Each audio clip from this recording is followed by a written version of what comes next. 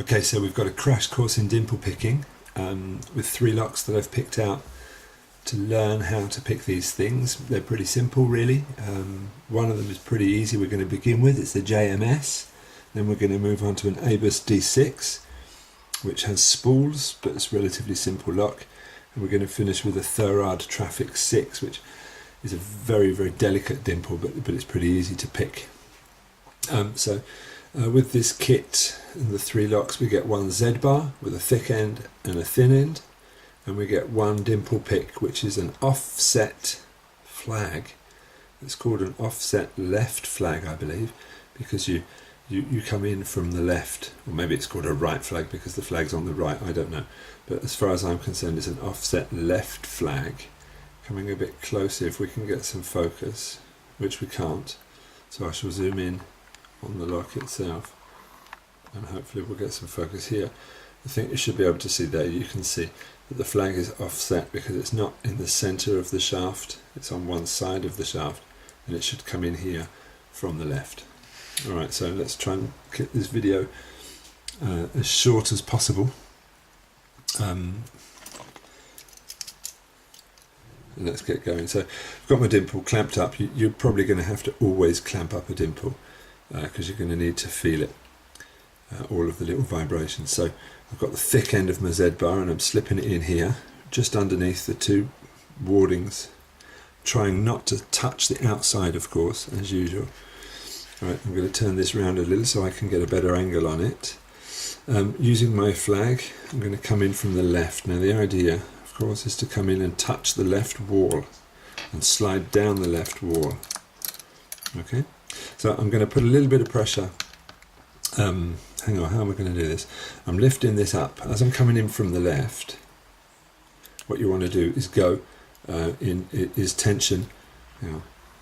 As you're coming in from the left, you want to tension in an anti-clockwise direction. You want to always try to tension in the opposite direction to the direction that you're turning your pick to pick. So as I'm coming in from the left, I'm going to be turning my pick towards the right, in a clockwise direction, which means I want to be tensioning in an anti-clockwise direction. Let's see what we've got. So this is the JMS coming in on the left hand side, and I want to be very, very light in terms of tension, and I just want to kind of give a little wiggle on all of the pins. Wiggling the first one, I just pushed it down very, very gently and it clicked and there was a little movement on the core. Coming in now, I've got number 2 which is binding. Same again, little wiggle, wiggle, wiggle, wiggle, wiggle. Light tension still. A little bit harder.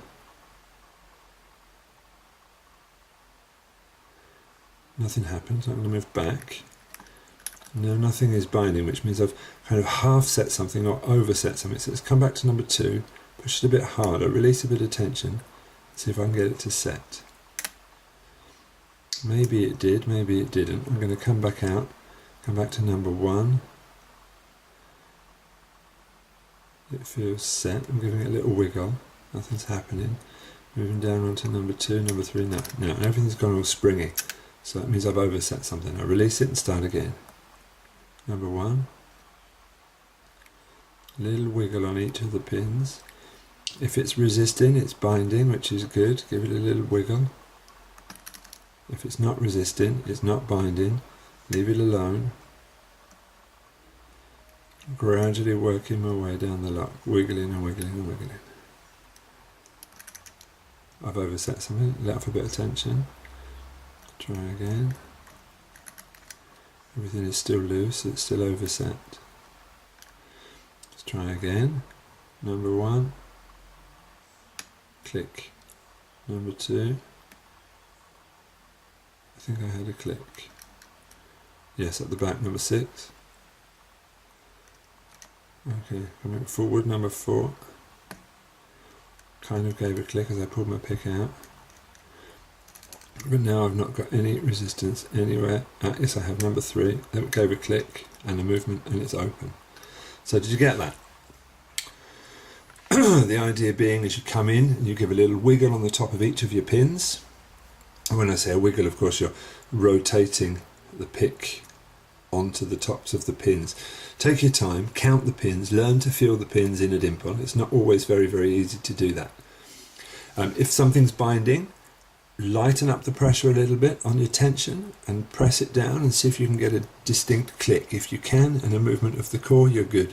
Maybe it will just go down a little, but you won't hear a click. Carry on going through the lock. If you get any resistance on any of the pins, it means you're doing well. If there's no resistance on any of the pins, it means something is either overset or half set. So you should let up a little bit of tension and try again, or just let off all of the tension and go back to the beginning. Try to remember your binding order so you know which should be binding next, so you know if you're doing well or not. ABUS D6 next up. This time the fat end of the tension wrench is going to go, but it's going to block me a bit from a position of my pick. So we're going to do it with the thin end. Okay. Now this one has spools, so you've got to be really careful. Excuse me. This one has spools, so you've got to be really careful you follow the advice I gave a minute ago, which means tension in one direction and pick in the other. I'm still coming in from the left, which means I need to be tensioning in an anti-clockwise direction, which is down here. Okay, so I'm coming down and my pick is coming in on the left of the pins. I can slide it against this bit of warding, the top warding. Can you see the top warding here?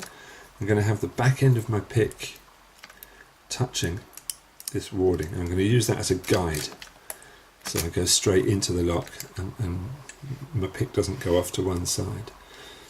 Alright, so let's go. I'm going to turn it round as usual. So this is the ABUS D6. Number 1 doesn't bind, number 2 does. So lighten up a little bit of tension and turn the pick round, and you can see it goes straight into a false set on pin number 2. Pushing in now over number 1, nothing on number 2. Number 3 is binding, and you can see you get counter rotation, just pressing lightly on it. You can see the counter rotation. So keep the tension nice and light, keep turning, and it will set automatically. I always like to pull my pick out after each set if possible. I'm going in again, and it's the next one, which I guess must be number 4 or something. You can see that, I'm just touching it lightly, bit of counter rotation. Keep going with the counter rotation, the pin sets, it comes back, and I can still pull my pick out. Come in, it's the next one now. That's why I keep saying this lock's quite easy, because they go in order. You can see the counter rotation. I'm on top of the pin nicely. I'm going to set it, there we go. And I'm not going to pull my pick out because I'm right in the lock now, so there's a chance I might get snagged on something on the way out. So yeah, watch that, I do. But I'm still going backwards now. I'm on pin number 6, I think. I'm just wiggling my way onto the top of the pin, and you can see now I'm on top of the pin that I get my counter rotation, and I can set it. Now this is what my pick's going to get stuck here. This usually happens. If your pick gets stuck and you want to take it out, make sure you do it really gently, so you don't set something or overset something. So I think what's left now is pin number 2, which must have sprung up. No, it's not pin number 2. It's pin number 4. Yeah, and pin number 2, which must have sprung up. So I'm trying to sit on top of pin number 2.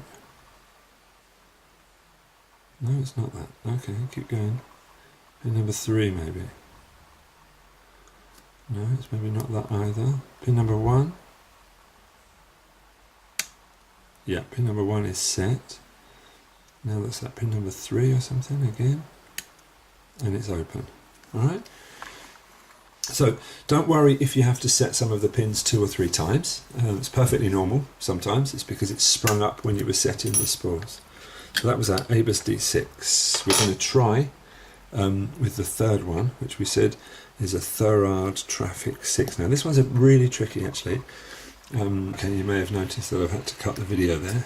I couldn't get it, it was taking too long. And I don't want to bore you with an hour-long video of me trying to fumble my way through a lock. So I'm coming in with the tension on the left, and of course going in, pushing down, so counterclockwise tension in, because my pick's coming in from the left as well. I've got a little nudge on pin number 6.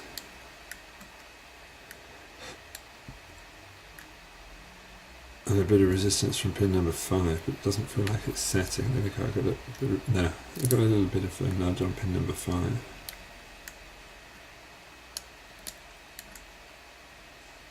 Pin number 4 now gave us a little tiny click and a little tiny nudge. Trouble is nothing else is reacting at the front of the lock.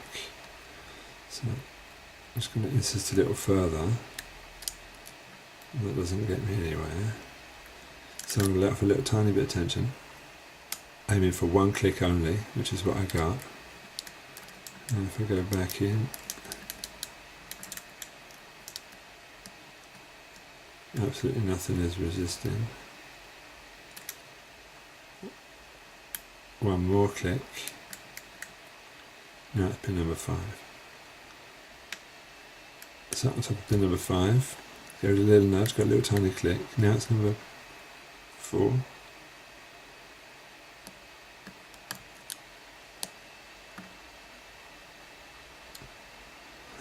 Didn't give us anything.